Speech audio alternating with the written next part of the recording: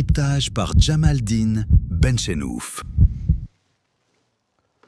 Bonsoir. Algérie, table dressée pour prédateurs en rade. C'est le titre de notre émission d'aujourd'hui. Et pour en parler, j'aurai le plaisir de recevoir depuis Strasbourg Assia Guichoud, militante pour les droits de l'homme en Algérie et membre de Rachat.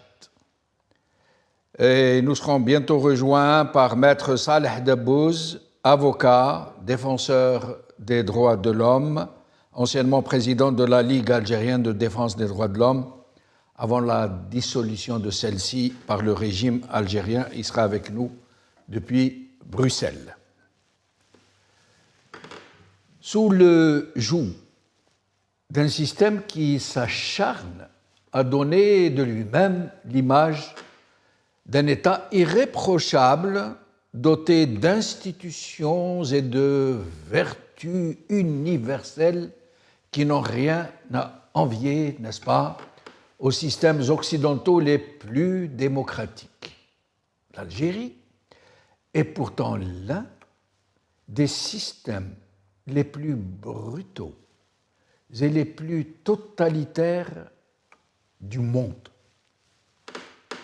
Rien ne lui manque à ce système pour ce qui est de ses dehors trompeurs, et rien ne lui manque non plus dans sa nature profondément despotique, manipulatrice, propagandiste, séditieuse en ce sens qu'il déploie des génies de malveillance et de manipulation pour dresser les Algériens les uns contre les autres. Par 1001 carottes, 1001 bâtons, où la corruption systémique de ces relais populaires lui ont permis de rallier autour de lui les pires prédateurs, les plus brutaux des potentats, et tout cela à vendre aux plus offrants, aux plus durs.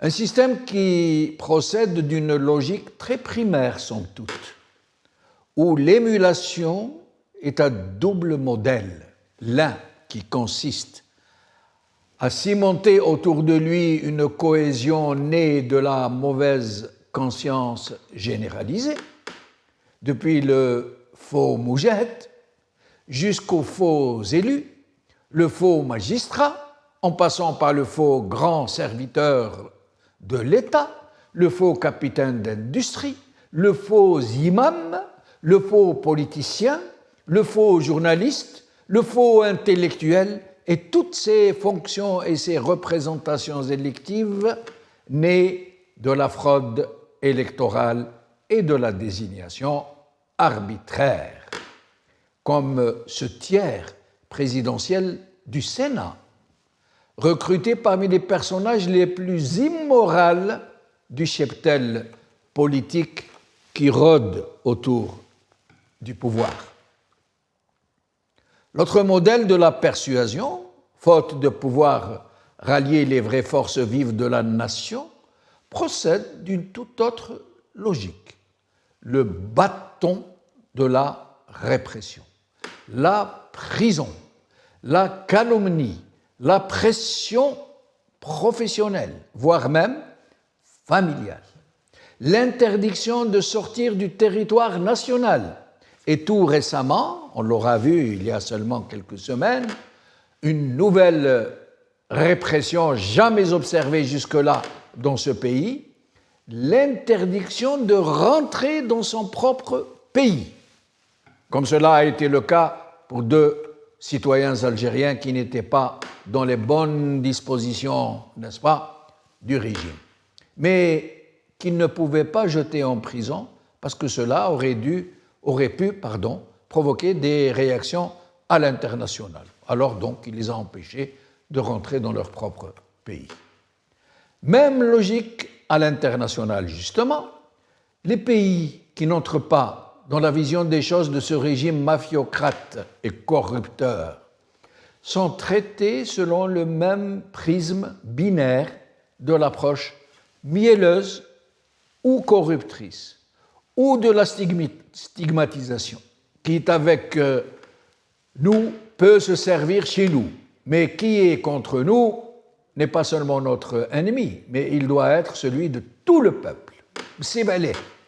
Et quiconque parmi ce même peuple n'adhère pas à notre coup de sifflet est donc lui-même un traître, un mercenaire du même ennemi de l'extérieur, qui sera désigné en conséquence à nos lyncheurs, nos baltagias, nos mercenaires de la plume et tous nos aboyeurs.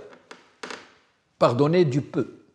Et c'est ainsi qu'à l'intérieur comme à l'extérieur du pays se décline la même ignoble logique à un point qui a dépassé toutes les limites de la juste mesure depuis l'avènement de l'actuel squatteur d'El Moradia. Au pays, la justice est devenue l'institution la plus dépendante et la plus corrompue du régime, et son plus implacable outil pour une répression absolument inimaginable pour qui ne la connaît pas.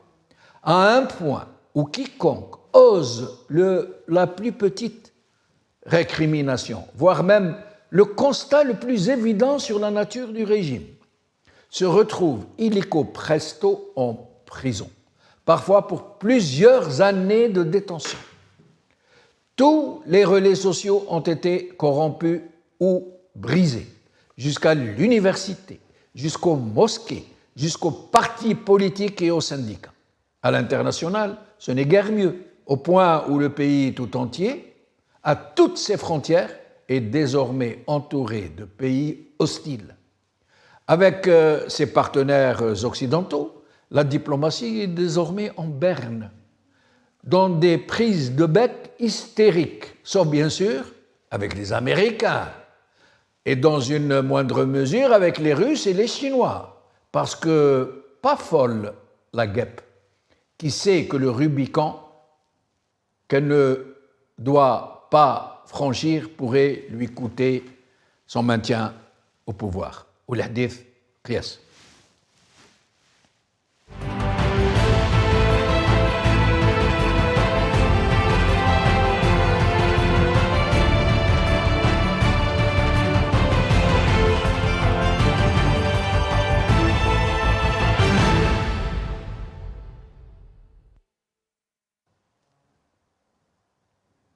Asia Geshoud est donc avec nous. Asia, merci d'avoir accepté notre invitation. Salam alaikum, Aziz Al-Flaoun, bonsoir. Merci Monsieur Benchenouf pour l'invitation. Je suis ravie d'être avec vous aujourd'hui pour parler de ce sujet. Je salue vos téléspectateurs ainsi que votre invité et toute l'équipe technique de votre chaîne. Merci Asia. Alors, on n'arrive plus à fixer un sujet dans ce qui se passe en Algérie, tellement c'est en train de fuser de partout. Et de partout, c'est la chape de plomb. Rien ne transparaît. À votre avis, pour commencer par quelque chose, cette visite de Madame Ségolène Royal, dont on ne sait pas si elle procède d'une attitude de bons offices, puisqu'elle est la présidente de France-Algérie, de l'association France-Algérie, ou si elle procède d'une offre de service à destination du régime algérien. À votre avis, mais avant de vous laisser nous dire votre avis, j'aimerais que nous regardions deux vidéos l'une après l'autre de Madame Ségolène Royal. La une d'abord, s'il vous plaît. Il y a des gens qui ne veulent pas que ça s'améliore avec l'Algérie, parce que c'est leur fonds de commerce.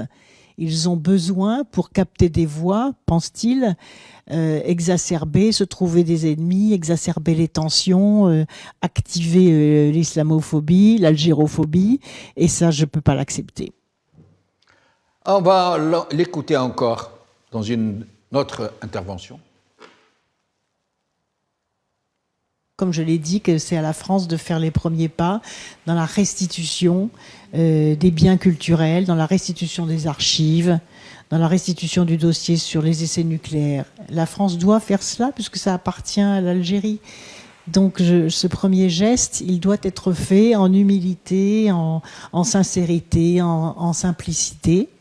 Et je suis sûre qu'avec les différents contacts que j'ai ici, et notamment la vision sur le développement économique, parce que tout est lié. Vous voyez, la créativité économique et l'envie d'avancer des jeunes générations des deux côtés de la Méditerranée, c'est aussi une dynamique qui permet justement d'avoir un autre regard positif sur la question mémorielle qui doit justement être traitée pour pouvoir repartir de l'avant sur une base commune.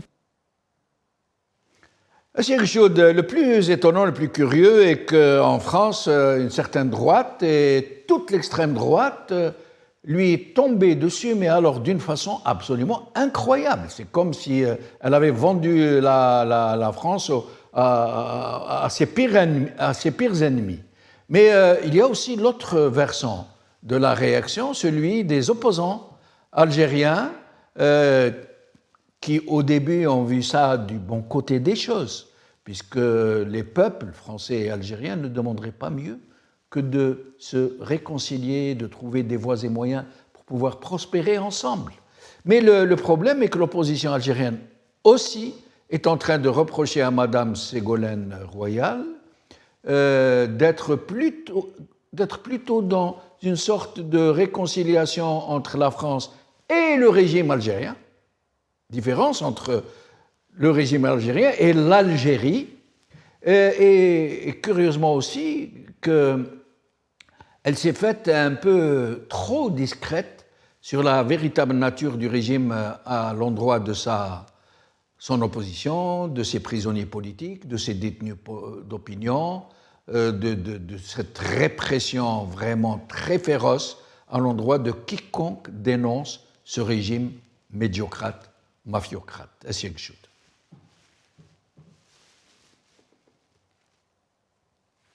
On n'entend pas Assia Guichoud, pardon. Ah, là, on vous entend, Assia. Oui. Alors, oui, je disais, Jamaldine, ce que j'ai entendu de Ségolène Royal dans ces deux interventions est totalement juste. C'est-à-dire que je ne peux pas remettre en question ce qu'elle vient de dire, et la plupart de ses discours sont plutôt justes, équilibrés. Il est clair que la France doit reconnaître les crimes contre l'humanité qui ont été commis durant la guerre d'Algérie pendant 130 ans. Il est clair qu'il faut qu'elle restitue les biens culturels qui appartiennent à l'Algérie. Il est clair que les tensions doivent cesser, doivent s'apaiser, et il faut qu'on retrouve une relation diplomatique qui est dans l'intérêt des deux peuples. Bien entendu, tout ce qu'elle a dit est vrai. Maintenant, ce que je peux peut-être reprocher, c'est l'instrumentalisation finalement de tout ce qu'elle vient de dire. C'est-à-dire que, connaissant les politiciens français, notamment dans un climat électoraliste, parce que les élections 2027 ne sont pas si loin que ça, les débats ont déjà commencé, la course aux élections a déjà commencé. Ségolène Royal s'inscrit totalement dans cet opportunisme, et je pense qu'elle utilise la question algérienne à des fins politiques et personnelles. Voilà, c'est un petit peu ça que je reproche, notamment par rapport à sa présidence de l'association France-Algérie, à laquelle j'ai eu affaire. Je ne sais pas si vous êtes au courant. Avec Montebourg, je crois. Vous avez eu maille à partir avec Arnaud de Montebourg. Oui, c'est ça. Alors, cette association quand il France-Algérie, était président de la même association, je rappelle. C'est ça, son ancien président, donc il n'y a pas si longtemps, parce qu'elle est présidente depuis décembre 2025, Ségolène Royal, mais précédemment c'était Arnaud Montebourg qui était un ancien ministre français qui a déposé une plainte contre moi simplement parce que je me suis invitée à une de leurs conférences et j'ai simplement donné mon opinion par rapport au rôle de cette association dans sa complaisance vis-à-vis de la dictature, qui ne dénonce jamais euh, les dépassements par rapport aux droits de l'homme, les détentions arbitraires, la torture, etc., enfin, ce que subit le peuple algérien dans son ensemble et l'opposition, l'emprisonnement des journalistes, le bâillonnement de la presse, etc. Donc c'est un petit peu ça que je suis allée dénoncer sur place. J'ai été surprise de trouver des agents consulaires et voilà tout le gratin algérien qui était sur place.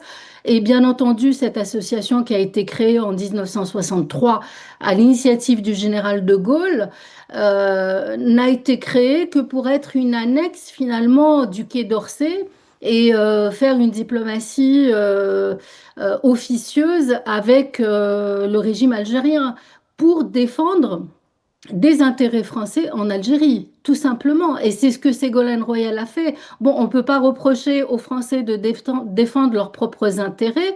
Ce qu'on peut reprocher peut-être au régime algérien, et ça depuis 1962, c'est de laisser finalement ces associations avoir un pouvoir aussi important dans notre pays.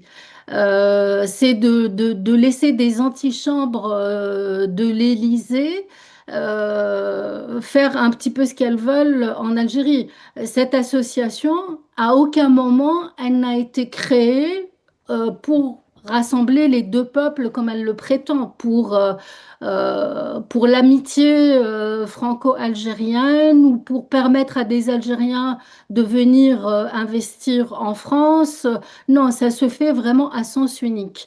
Et là où le régime algérien a trouvé son compte, c'est que cette association lui a permis d'avoir une certaine assise en France, lui a permis d'avoir une légitimité et une, comment dire, oui, une assise, c'est-à-dire que défendre les intérêts des oligarques en France, leur permettre de venir s'installer, voilà, d'avoir des visas plus facilement, ça n'a jamais été pour l'intérêt du citoyen Mais Assia, algérien.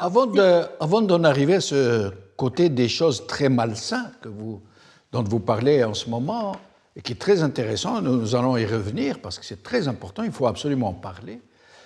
J'aimerais que vous nous disiez votre sentiment sur ce malaise épais, pesant, entre l'Algérie et la France. Je ne dis pas entre la France et le régime algérien, entre la France officielle et le régime algérien. Non, je parle de la France et de l'Algérie.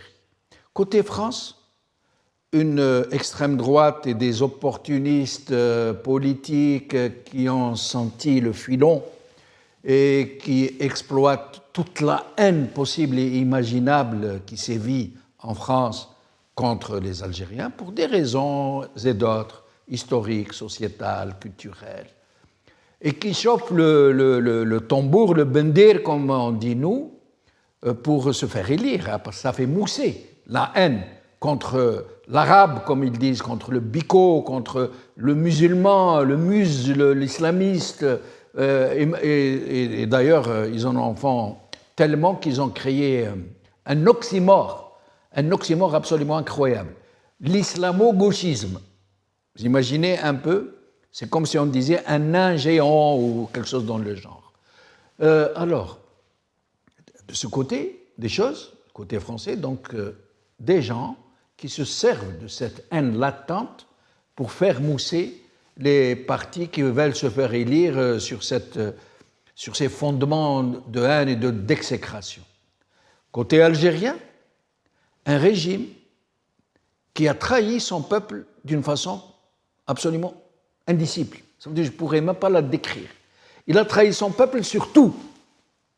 Depuis 62 jusqu'à aujourd'hui. Il l'a volé, il l'a tué, il l'a emprisonné, il lui a menti, il l'a mené en bateau, il l'a divisé, il a monté les uns contre les autres et je passe sur tout le reste.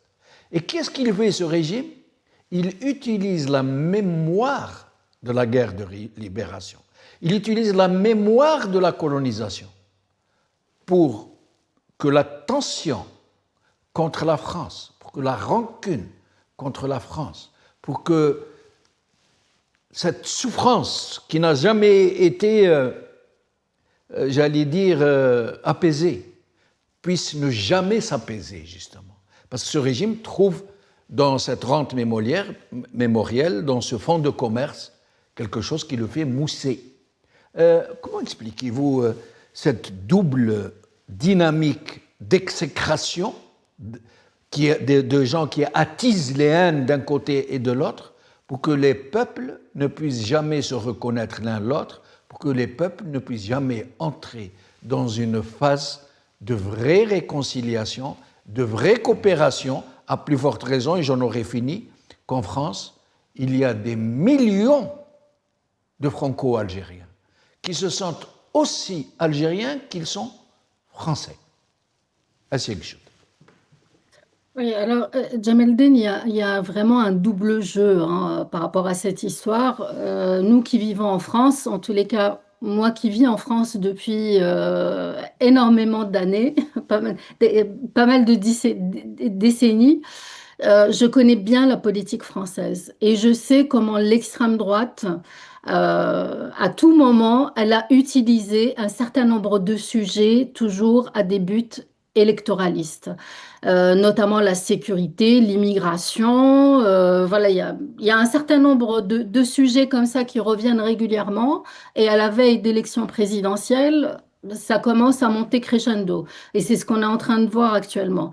Il faut quand même constater que Rotaillot, qui a été ministre de l'Intérieur, c'est grâce à ce conflit qui est né il y a maintenant plus de 2 ans, qu'il a réussi à devenir le président du Parti des Républicains. C'est-à-dire que tout a été construit autour de ce sujet et ça l'a propulsé, ça a été un tremplin. C'est-à-dire qu'avant cette guéguerre entre la France et l'Algérie, Rotaillot, pratiquement personne ne le connaissait. Il était méconnu de la scène politique. À un moment donné, il s'est retrouvé donc ministre de l'Intérieur et c'est à partir de là qu'il a pu vraiment ramener tous les projecteurs vers lui, et notamment en parlant de l'Algérie. Et la plupart du temps, avec des termes, c'était assez diffamatoire, c'était tout de même insultant. Il a utilisé des mots que nous ne pouvons pas accepter. Nous sommes des opposants, nous sommes des militants, mais à aucun moment nous pouvons admettre qu'on puisse insulter notre pays dans son ensemble, et le peuple algérien dans son ensemble. Et nous, qui sommes algériens et qui vivons sur le sol français, nous avons subi immédiatement les conséquences de cette guerre. Parce que, vous savez, vous regardez les chaînes françaises, je peux me permettre de les citer, et j'en prends la responsabilité, comme CNews, etc.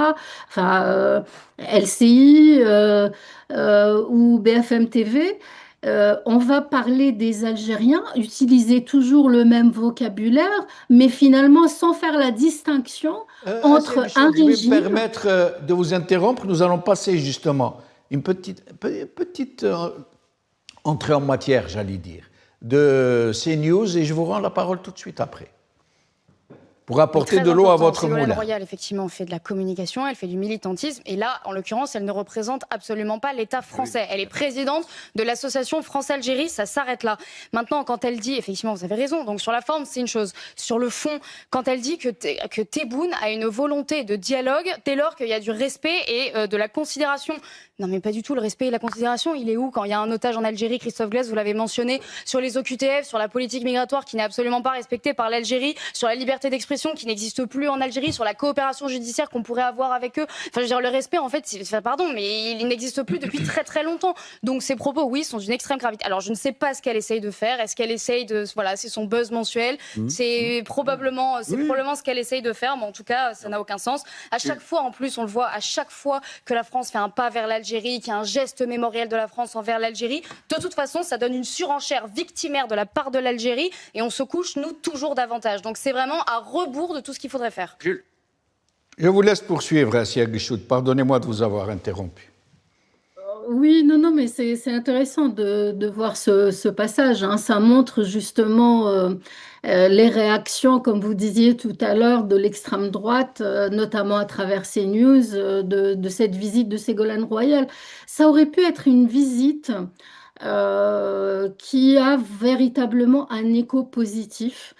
Si l'objectif, encore une fois, je le répète, parce que le discours de Ségolène Royal, moi, je l'ai trouvé très juste, et j'aurais aimé qu'il soit sincère et qu'il ne soit pas opportuniste pour ses propres intérêts, de la même manière que le régime algérien reçoit Ségolène Royal pour utiliser sa figure pour ses propres intérêts, pour se donner justement bonne figure, pour montrer qu'il y a une certaine frange de la politique française qui le soutient. C'est-à-dire que là, à aucun moment, il y a une cohérence entre le discours et les faits. Je connais bien le profil politique de Madame Ségolène Royal. Elle a très souvent surfer sur des opportunités telles que celle-ci. Ça fait partie finalement du professionnalisme politique que d'utiliser ce genre de situation. Maintenant que l'extrême droite récupère ça pour taper encore plus sur l'Algérie, parce que là, finalement, il n'en va pas du régime algérien lui seul, hein, parce qu'on voit bien que vous avez certaines personnalités qui ont tenu un discours tout de même assez inquiétant vis-à-vis de la communauté algérienne dans son ensemble. Notamment je ne me rappelle plus de son nom, excusez-moi, mais qui avait dit il y a des millions d'Algériens prêts à sortir dans les rues avec des couteaux et égorgés. C'est-à-dire qu'on en Noël est. Lenoir, Noël Lenoir, Oui, voilà. ex-ministre. Voilà. Et ça venait dans un contexte finalement de ce conflit avec l'Algérie. Et on voit bien que ce qui est visé, ce n'est pas ce régime particulièrement, c'est toute la communauté algérienne, c'est toute l'Algérie et tous les citoyens. Il n'y a pas une distinction qui est faite. L'extrême droite, ce qu'elle veut, c'est Il y a vraiment... aussi Klarsfeld, qui a Arnaud Klarsfeld, l'avocat, l'enfant des fameux Klarsfeld, qui a dit il faut organiser des rafles, et tout le monde l'a repris pour lui dire comme le Veldiv, la rafle du Veldiv. Et donc pour lui, il faut faire comme Trump, créer une sorte d'ice, rafler tous les basanés et les renvoyer chez eux. Oui, il y a le fils Sarkozy aussi qui a tenu des propos extrêmement graves. Et ce qu'on voit, c'est que finalement, cette situation, elle a été gérée d'une façon qui a nui aux Algériens dans leur ensemble. C'est-à-dire que nous, en tant que communauté qui vivons à l'étranger, les citoyens algériens en Algérie, l'image de l'Algérie, le pays, je parle du pays, et entre-temps, le régime algérien, lui, il est encore là, il trouve des soutiens chez certaines personnalités politiques, et il arrive tout de même à s'en sortir, hein, à chaque fois. Donc, finalement, cette situation, si on l'observe vraiment avec détail, elle sert qui? Elle sert des politiciens et elle sert le régime algérien. Le régime algérien, pour toujours avoir ce discours vis-à-vis de la population à l'intérieur, en Algérie, voilà, vous voyez, on continue à combattre le colon, le colonisateur, nous sommes contre la France. il a le même discours vis-à-vis de la Palestine, alors que dans les faits, c'est tout autre chose.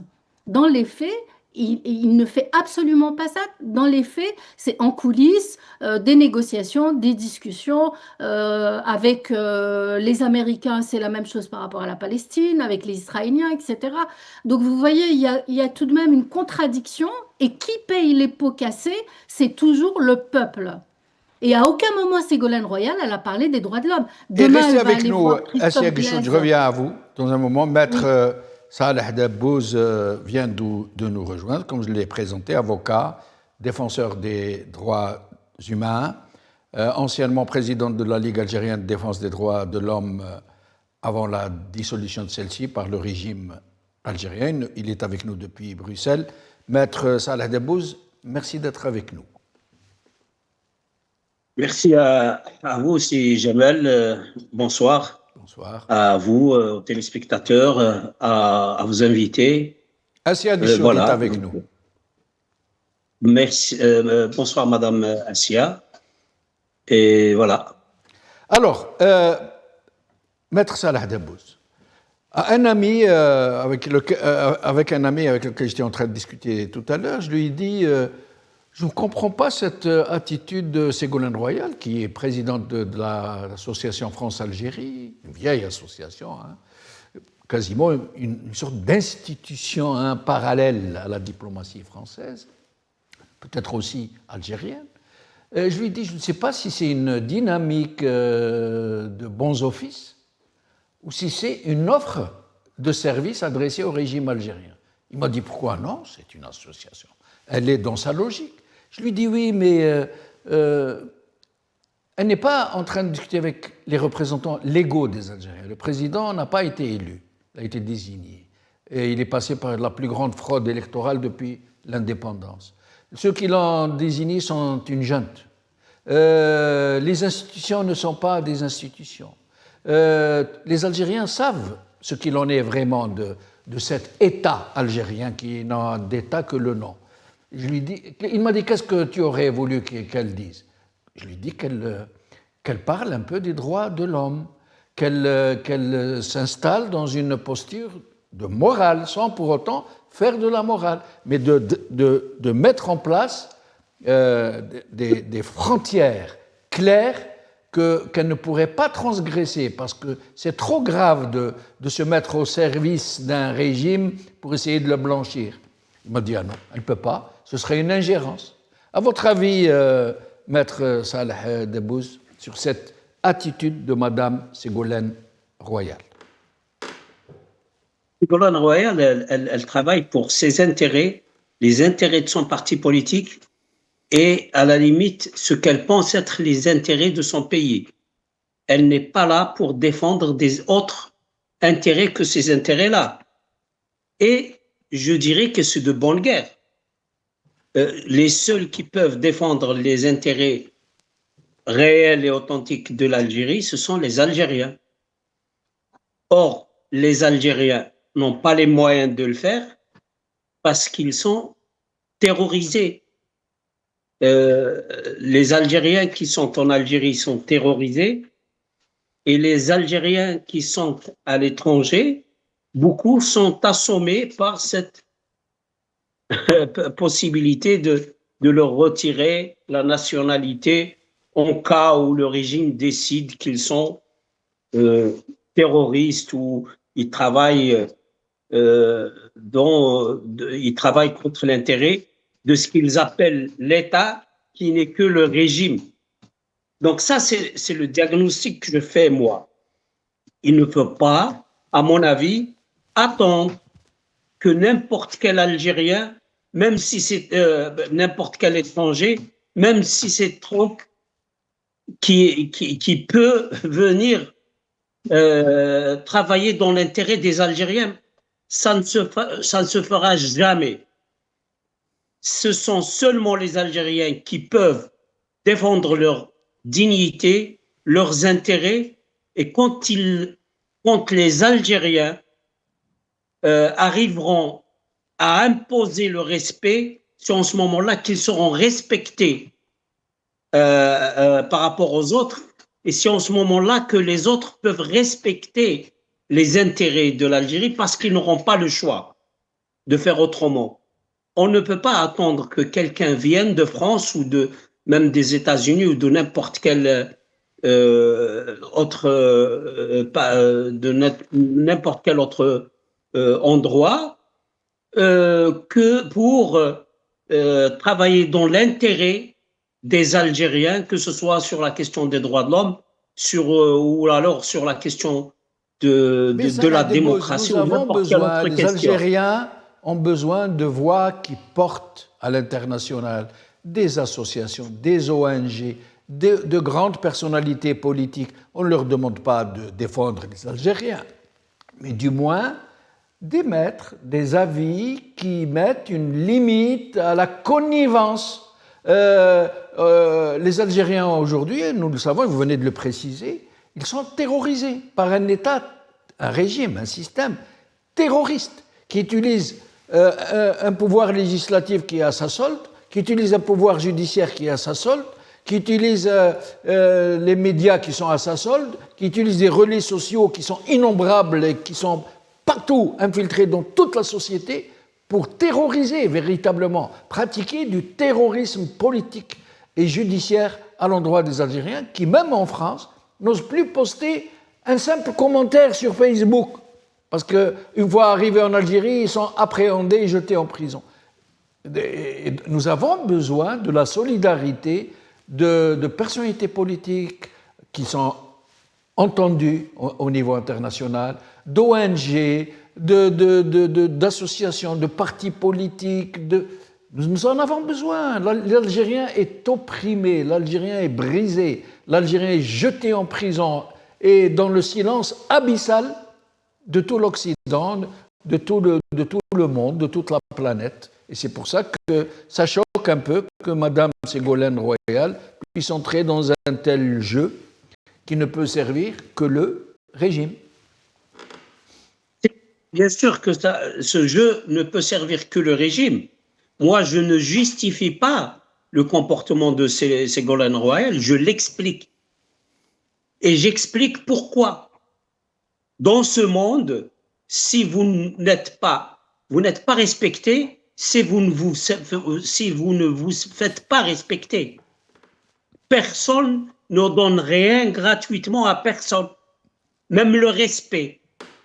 Si vous savez vous faire respecter en tant que peuple, on vous respectera, mais si vous ne savez pas vous faire respecter, si vous-même vous ne vous respectez pas, moi, ce que j'observe, c'est qu'à la limite, le peuple algérien, tellement qu'il est terrorisé, tellement qu'il est devenu par ce régime pendant 60 ans, tellement qu'il a méprisé le résultat, et l'on a fait un peuple qui ne sait même pas se faire respecter et qui ne se respecte même pas lui-même.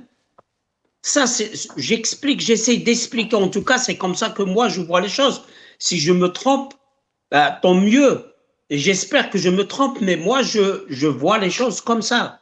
Non, c'est parfaitement compréhensible, on entend bien sûr. On a je ne sais pas combien de courants politiques, et on a des gens, je m'excuse du terme, mais beaucoup de gens qui sont dans l'opposition, on ne sait pas, ils font de l'opposition, on dirait, certains, je dirais, qu'ils aiment bien être dans l'opposition et de continuer à faire cette opposition. Et parfois, je me demande si un travail sérieux les arrange. Écoutez, moi, j'étais dans l'IXO pendant 2 ans. On a tenu des réunions. Il y avait tous les courants de l'opposition. Parfois, j'étais choqué d'entendre certaines approches. Parfois, les gens ne sont pas, on dirait, certains dirigeants, parfois on dirait qu'ils ne sont pas bien informés, qu'il ne faut pas l'effort de comprendre certaines situations, ou parfois qu'ils reprennent des trucs à la légère, qu'ils qu'il rediffuse, etc. Donc, il y a une dislocation, il y a une légèreté terrible. Alors, Salah Donc, Dabbous, il ne faut pas attendre, pardon, Salah Dabbous, dans une situation, oui, dans une situation pareille. Moi, quand Ségolène Royal ou n'importe qui vient en Algérie et oublie ou ne veut pas parler de la situation des droits de l'homme, écoutez, moi, ce qui m'inquiète, c'est nous. On n'est pas à la mesure et on n'est pas capable et on ne sait pas faire, on ne sait pas soulever ces choses-là. Et vous parlez maintenant des droits de l'homme, vous êtes un traître. J'étais dans ce domaine pendant 5 ans, j'ai présidé la Ligue. J'ai quitté la présidence de la Ligue avant qu'elle soit dissoute pour apporter son correctif. Moi, j'ai présidé la Ligue de décembre 2013 jusqu'à mai 2018, je crois. C'est bien ce que j'ai dit, donc, avant qu'elle ne soit dissoute. C'est bien ce que voilà, bien avant. Mais je ne vous cache pas que j'étais profondément choqué quand j'ai vu qu'elle a été dissoute par une décision du tribunal administratif en catimini. C'est-à-dire, ça me rappelle la justice de nuit. On a découvert ça plusieurs mois après. C'est-à-dire, personne des militants de la Ligue n'était convoqué. Personne n'a même pas pu défendre les positions de la Ligue. Il faut savoir que dans la Ligue, il y avait Bouchachi, il y avait Bini Saad, il y avait, si je cite que les avocats, il y avait Ahmed, il y avait, avec toutes les ailes, il y avait 3 ailes, toutes ailes confondues. Ça ne regarde que d'ailleurs qu'il y ait 3 ailes dans la Ligue. Beaucoup de gens voient, à l'occasion, je soulève ça, beaucoup de gens me disaient à moi pourquoi il y a 3 ailes. Je disais, moi, que ça faisait de la concurrence. Pourquoi vous voulez qu'il n'y ait qu'une seule voix? Et ça regarde les militants de la Ligue, mais avec toutes ces ailes, les 3 ailes confondues, avec tous les militants qu'il y avait, les médecins, les journalistes, les avocats, personne n'était capable de savoir qu'il y avait une démarche pour dissoudre la Ligue. Et vous voulez maintenant aujourd'hui que Ségolène Royal vienne parler des droits de l'homme en Algérie. On a obtenu une décision de l'ONU pour la libération, par exemple, de certains militants qui sont en prison, ça fait 20 ans, si j'évoque le cas, par exemple, de Babengel. L'État algérien, il s'en fout que les instances onusiennes lui donnent l'ordre de libérer quelqu'un qui est en détention abusive. Il s'en fout. Alors, pourquoi parler de quelque chose? On n'est pas en mesure, on ne sait pas, on ne peut pas, en tant que peuple et en tant qu'élite, porter le moindre message au niveau international, et on ne sait pas, et on ne peut pas, et je ne sais pas quel qualificatif je peux utiliser pour dire que voilà, on est en train de souffrir et on veut se faire respecter. Nous-mêmes, on ne peut pas le faire et on ne sait pas le faire. Et vous voulez que Ségolène Royal ou quelqu'un d'autre vienne le faire? Très bien. Je pense que c'est très difficile. Alors, à vous de Maître Salah Dabbous et pardon, et Assia Guéchoud, pardon. Je vais vous annoncer 2 nouvelles, l'une très comique et l'autre véritablement tragique. Je vais commencer par la plus réjouissante. Monsieur Tebboune vient de nommer Monsieur Sansal, l'homme qui ne connaît pas son père, le malfaiteur, l'espion. Il vient de le nommer membre de l'Académie française. Est-ce que vous avez entendu parler de ça l'un et l'autre? C'est pas Tebboune lui-même, mais il a été nommé membre de l'Académie française, c'est-à-dire grâce à toute Tebboune. Oui. Sans Tebboune, il n'aurait oui. jamais été membre de l'Académie, élu membre de l'Académie française. Oui, c'est vrai, donc c'est Tebboune qui l'a en réalité élu Je vous laisse vous exprimer, mais très vite, parce que nous avons encore un autre sujet, il ne reste plus de temps, l'un et l'autre. Oui, c'est grâce à Tebboune aussi que Rotaillot est devenu président de son parti. Voilà, et peut-être que c'est grâce à Tebboune aussi que Ségolène Royal deviendra on ne sait quoi. Je voulais juste rebondir sur une chose. Oui. Quand j'entendais M. Debbouze dire que Ségolène Royal défendait ses intérêts, les intérêts de son pays, je suis totalement d'accord. Mais Ségolène Royal, qu'elle n'ait pas à parler des droits de l'homme en Algérie, là-dessus, je ne suis pas d'accord. Pourquoi? Parce que en tant que citoyenne française, européenne, qui fait partie d'un pays qui est censé défendre les droits de l'homme, qui a signé la Charte universelle des droits de l'homme, le Pacte international des droits civils et politiques, étant politicienne française, elle a l'obligation, quand elle traite avec des politiciens dans un autre pays, de leur rappeler tout de même certains principes fondamentaux qui font que normalement, voilà, les choses se rééquilibrent. On sait très bien que tous les pays qui ont été signataires, par exemple, des pactes et des conventions, notamment le Pacte international des droits civils et politiques, ont pour obligation de rappeler aux autres signataires leurs propres obligations. Ils ont cette responsabilité. Donc moi, je trouve que ce n'est pas contradictoire pour Madame Ségolène Royal. Et je vais vous dire, j'observe une chose, je ne veux pas prendre la parole trop longtemps. J'observe une chose, ils ont fait exactement la même chose, par exemple, avec Kadhafi. Kadhafi, il avait sa tente qui était posée sur le jardin dans les jardins de l'Élysée. Il l'applaudissait, il le recevait dans des salons, etc. Et à la fin, regardez ce qui s'est passé en Libye. C'est-à-dire que là, l'intérêt de ces politiciens, c'est leur intérêt personnel, l'intérêt de leur pays, bien entendu, mais c'est à aucun moment l'intérêt du pays, l'intérêt de l'Algérie. Voilà ce que je voulais dire. Et qu'on fustige pas non plus le peuple. Moi, je ne suis pas d'accord pour qu'on fustige le peuple. À chaque mal, il y a une source, il y a une origine. Le mal de l'Algérie, de l'Algérien, il a sa source dans la politique qui a été menée depuis 1962. Et je vous laisse la parole, excusez-moi. Merci. Salah Debbouze, d'abord sur la nomination de M. Sansal au sein de l'Académie française. D'abord, Sansal est nommé au sein de l'Académie française. Ça peut être grâce à Tebboune ou grâce à autre chose. Ça regarde l'Académie française et ça regarde les Français, moi je pense. Tant mieux pour lui. Et puis moi je vois pas je ne veux pas commenter les choses qui ne regardent pas mon pays. Je veux juste préciser une chose. Je ne fustige pas le peuple. Je suis en train de faire un diagnostic. Le diagnostic, il est comme ça.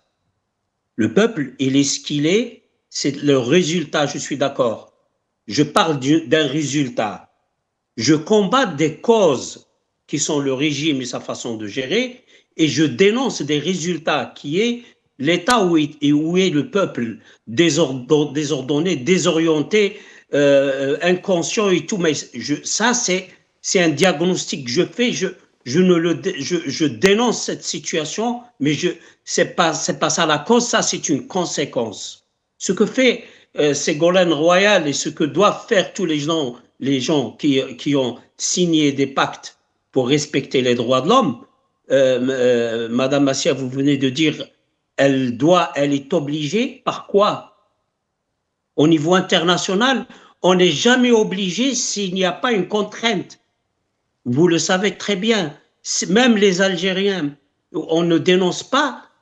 C'est-à-dire, nous, au niveau international, est-ce que le peuple algérien, par exemple, au niveau international, est-ce qu'il dénonce ce qui se passe en Ukraine? Ça ne le regarde pas. Il y a des dépassements, il y a beaucoup de choses, mais bon, non, nous, les Algériens, c'est la Palestine, l'Algérie, et le reste, ça ne regarde pas. On doit, oui, sur le plan moral, c'est vrai, mais sur le plan politique, moi, j'explique des situations, je ne les justifie pas.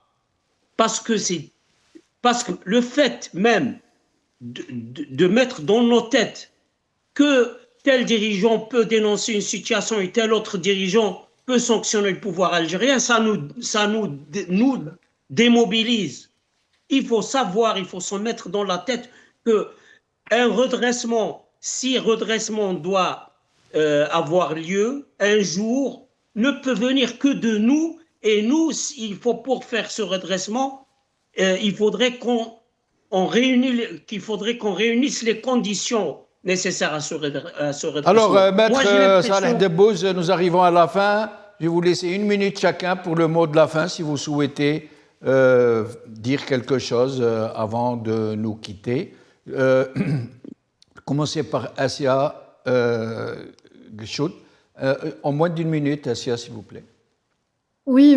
Bon, je vais simplement rebondir rapidement. Je sais que c'est moins d'1 minute. Je garderai un mot de la fin pour la prochaine fois, mais je voulais simplement rebondir sur les obligations d'un homme politique. Moi, je ne suis pas politicienne, mais si je l'étais et je devais me rendre à Moscou rencontrer Poutine, je lui rappellerais ses obligations vis-à-vis de l'Ukraine. Si je devais aller en Ukraine rencontrer M. Zelensky, je lui rappellerais ses obligations si j'étais une femme politique. Mais je ne le suis pas. Nous, en tant qu'Algériens, avec les moyens que nous avons, nous essayons de dénoncer les droits de l'homme pour notre pays en tant que citoyen responsable. Mais si j'étais une femme politique, comme Ségolène Royal, et que j'allais en Algérie rencontrer un dictateur, parce qu'on ne peut pas dire autre chose aujourd'hui, je lui rappellerai ses droits. Demain, elle va voir Christophe Glaise en prison. Il est en prison. Il a été emprisonné. Et elle a été autorisée à le visiter. Elle va le voir demain. Il est possible qu'ils vont faire un geste, peut-être le libérer parce que Madame Ségolène Royal est peut-être même qu'il va l'accompagner dans son voyage retour. Qui sait? Qui sait? Alors, Salah Debbouze, en moins d'1 minute, s'il vous plaît, parce que nous avons un peu débordé sur le temps de l'émission. Moi, je dirais que, encore une fois, je répète, j'explique des situations, je ne les justifie pas. J'essaie d'être réaliste. Personne, je dis bien personne, ne peut travailler dans l'intérêt des Algériens si les Algériens eux-mêmes ne le font pas. Ils peuvent le faire en ce moment-là si nous, les Algériens, arrivons à trouver le chemin, comme c'était dans le Hirak par exemple, de proposer quelque chose de sérieux, on peut avoir la solidarité et la sympathie des autres. Mais si on ne le fait pas, personne ne peut le faire à notre place. Merci, c'est tout ce que je peux dire. Salah Debbouze. Merci, Assia Gchoud. Alors, d'abord, avant de vous donner la nouvelle tragique, je vais vous laisser écouter M. Chengueriha. فهذه التهديدات التي نحن على يقين تام أننا سنكسب رهاناتها بفضل جهود كافة الوطنيين المخلصين وكذا بفضل عراقة تجانس المجتمع الجزائري. فهذا التلاحم وهذا التجانس يمثلان دون شك جدار الصد المتين في مواجهة محاولة المساس بقدسية أرض الجزائر ووحدتها الشعبية والترابية ومصالحها الحيوية. Alors, la nouvelle tragique, malheureusement, entre l'Algérie et le Maroc, 3 contrebandiers, trabendistes comme on dit, nous, marocains, qui ont traversé la frontière algéro-marocaine à destination de l'Algérie, nous n'avons pas d'autres détails pour le moment, ont été tués par l'armée algérienne, ce qui ne manquera certainement pas de rajouter de l'huile sur le feu entre les deux pays, malheureusement. Merci, bonne soirée à vous.